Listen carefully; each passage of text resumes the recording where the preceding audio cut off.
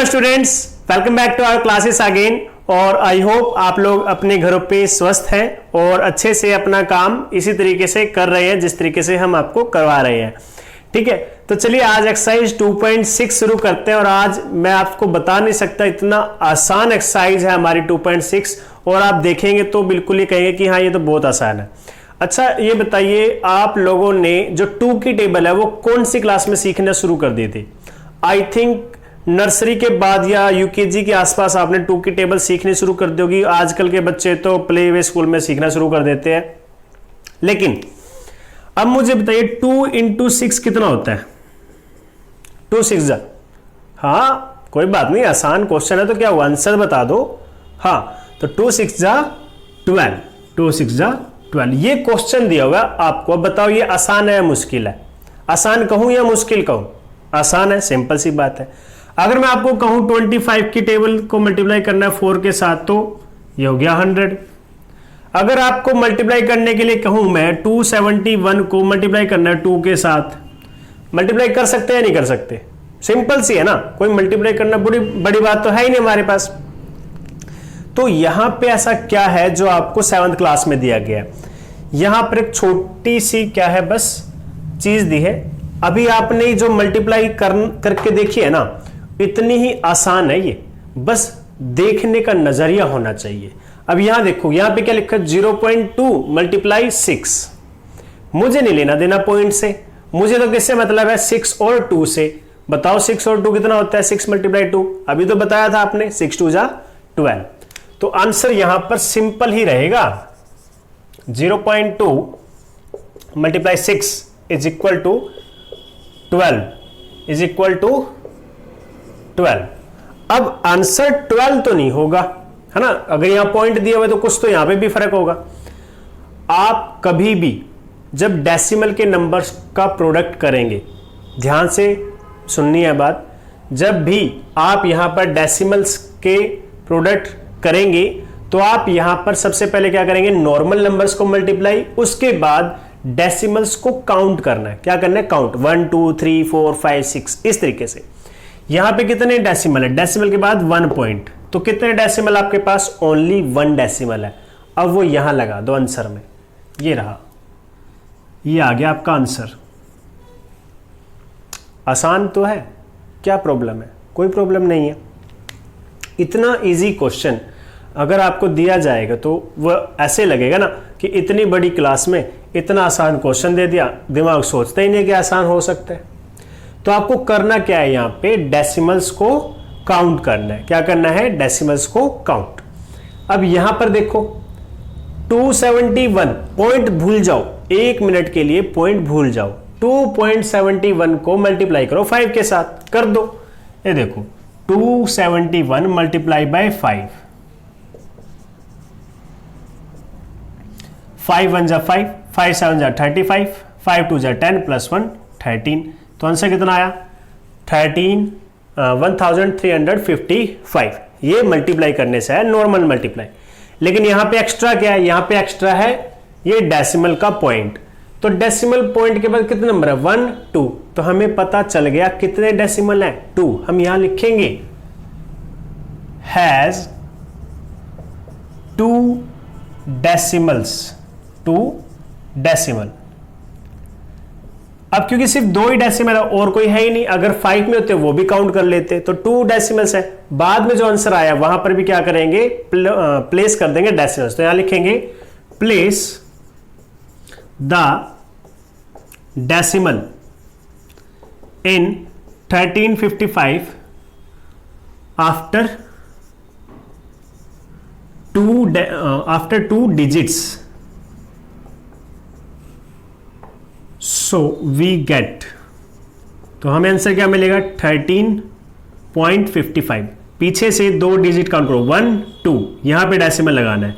ठीक है, तो ये लगा दें 1355। This is your answer. तो 2.71 मल्टीप्लाई 5 इज इक्वल टू 13.55।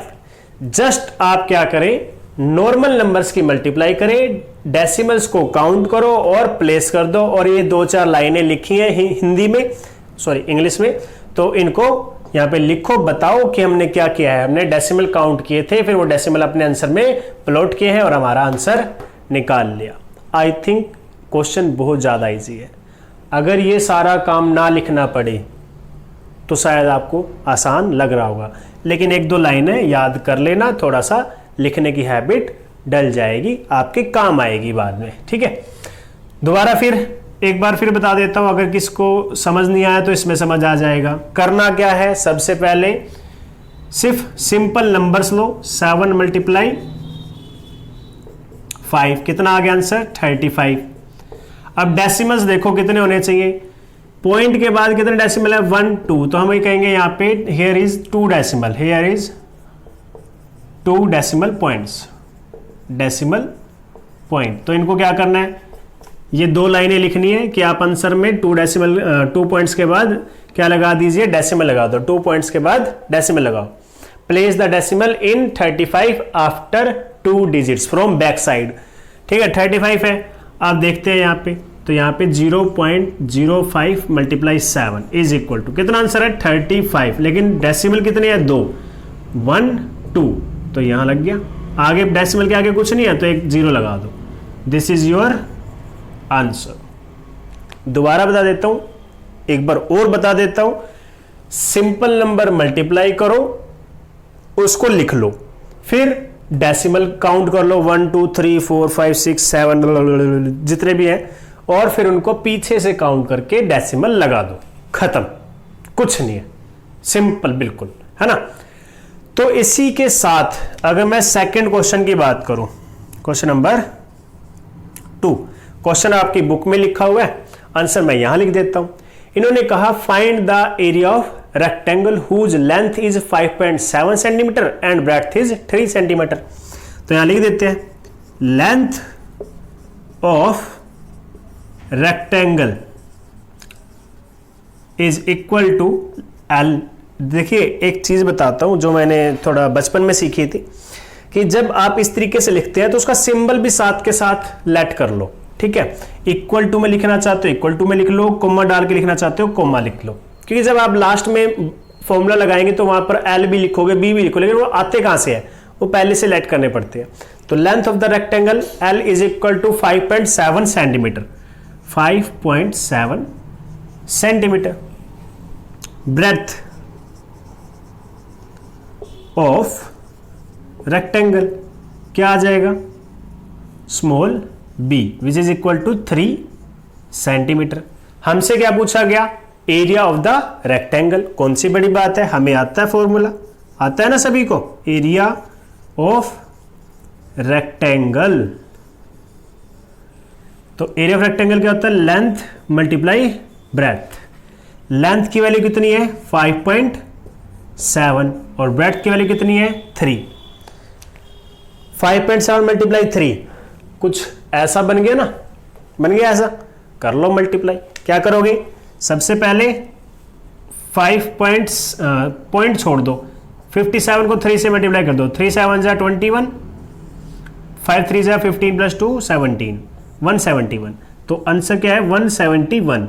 लेकिन इसके साथ साथ आपने डेसिमल भी काउंट करने थे। डेसिमल कितने आपके पास, सिर्फ और सिर्फ एक ही तो डेसिमल है, तो आप क्या करोगे, पॉइंट काउंट कर लिए, पीछे से लेट कर दो, 1, ये आ गया पॉइंट।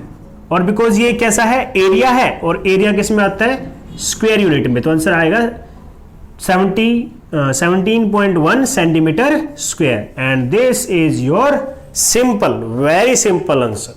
था ना सिंपल, एक बार दोबारा फिर बता देता हूं। ठीक है, रेक्टेंगल दिया हुआ है, उसकी लेंथ 5.7 दी हुई है, ब्रेड्थ 3 सेंटीमीटर दी हुई है। आपको बताना था लेंथ मल्टीप्लाई ब्रेड्थ, यानी कि इसका एरिया बताना था। एरिया कैसे आता है, लेंथ मल्टीप्लाई ब्रेड्थ। आपने फॉर्मूला सीखा हुआ है, अगर नहीं सीखा है तो आज याद कर लो कि रेक्टेंगल का फॉर्मूला क्या होता है, लेंथ मल्टीप्लाई ब्रेड्थ। वैल्यूज दोनों रख दी, आपने दोनों को क्या कर दिया, मल्टीप्लाई, और उसके बाद जो आंसर आया उसको लिख दिया। Very simple. चलो क्वेश्चन नंबर 3 करते हैं। थर्ड क्वेश्चन करने से पहले एक छोटी सी बात आपसे पूछता हूं, क्या आप सभी को डेसिमल्स के बारे में पूरा पता है कि अगर डिवाइड में हमारे 100 है, 10 है या 1000 है, उसको कैसे डेसिमल में कन्वर्ट करते हैं, या फिर अगर आपको पॉइंट्स में दिया जाए तो उसको डेसिमल से फ्रैक्शन में कैसे चेंज करते हैं, क्या सभी को पता है? अगर पता है तो वेरी गुड, अगर नहीं पता है तो अभी बस 1 मिनट के लिए ध्यान से देख लो, ठीक है। अगर हमारे पास कोई नंबर दिया हुआ है इस तरीके से 2, 3, 4, 5 और इसके डिवाइड में दिया हुआ है 10, ठीक है, तो ये अभी कैसा है? फ्रैक्शन में। लेकिन ये एक स्पेशल काइंड ऑफ फ्रैक्शन है जिसमें आपका डिनोमिनेटर कितना है? 10 की फॉर्म में। 10 हो सकता है, 100 हो सकता है, इस तरीके से। तो कितनी जीरोज है बस आपको ये काउंट करना है। काउंट करो, जीरो कितनी है? 1। बस अब आप क्या करो, आंसर लिखो 2, 3, 4, 5 और जितनी भी जीरोज आपको दिखाई दे रहे उतने पीछे से नंबर काउंट कर लो। कितनी जीरो है? 1। पीछे से कितने नंबर का काउंट किया? 1। उसके बाद एक लगा दो पॉइंट। इसको बोलते हैं डेसिमल नंबर। आई होप सभी को पता होगा, अगर नहीं पता था तो अब पता चल गया। पता चल गया ना? कोई दिक्कत? ठीक है। अगर यही ऐसा कुछ होता 2, 3, 4, 5 डिवाइडेड बाई 1000, तो इसमें कौन सा न्यारा, जिसे कहते हैं, इसमें कोई अलग से वेद नहीं पढ़ने हमें, है ना। तो हम क्या करेंगे, इसको भी सेम टू सेम 2, 3, 4, 5 लिख देंगे, क्योंकि नीचे क्या है? 3 जीरोज, तो 1, 2, 3 नंबर्स काउंट करने के बाद पॉइंट लगा दिया। Very simple. अब ये तो बात हो गई अगर डिवाइड में दिए हुए थे तो उनके साथ क्या करना है। अब अगर आपसे पूछ लिया जाए कि डेसिमल में हो तो क्या करोगे? अगर डेसिमल में हो तो क्या करोगे? जैसे कि 2.24 दिया हुआ है, तो इसको कैसे लिख सकते हैं? सिंपल सी बात है, आंसर लिखो 224, पॉइंट के बाद कितने नंबर हैं? 1, 2, लगा दो 2 नीचे, तो ये आ गया 224/100। अब जैसे फर्स्ट क्वेश्चन था, आपने डेसिमल काउंट किए थे, ठीक है। अब हर टाइम जरूरी नहीं है कि डेसिमल काउंट हो सके या हम मल्टीप्लाई करके डिवाइड कर सके, कुछ भी ऐसा कुछ हो सकता है। तो आप एक काम और कर सकते थे फर्स्ट क्वेश्चन में। वो क्या था, मैं आपको फर्स्ट ऑप्शन के जरिए बता देता हूं। 0.2 मल्टीप्लाई 6 दिया हुआ था आपको, तो आप क्या करो, इसे चेंज कर लो 2 डिवाइडेड बाई 10। 0.2 मतलब कि 2 डिवाइडेड बाई 10, बिकॉज पॉइंट के बाद के नंबर है 1 और मल्टीप्लाई बाई 6। तो अब देखो 6 2 जा 12, 12 डिवाइडेड बाई 10। अब ये 10 नीचे है, फिर डेसिमल लगाओ इस तरीके से। तो ये भी आप कर सकते हो, ठीक है। अगर आपको पहले वाला तरीका पसंद नहीं आ रहा तो आप ये वाला तरीका भी कर सकते हो, ये भी बहुत अच्छा है और आप सोल्व भी कर सकते हो आसानी से, ठीक है। जैसे एक और क्वेश्चन करके दिखाता हूं, 5th पार्ट 0.05 मल्टीप्लाई बाई 7। तो आप क्या लिखोगे, 5/2 जीरोज है, 100 मल्टीप्लाई 7, 7 5 जा 35 डिवाइडेड बाई 100। कितनी जीरोज है? 2।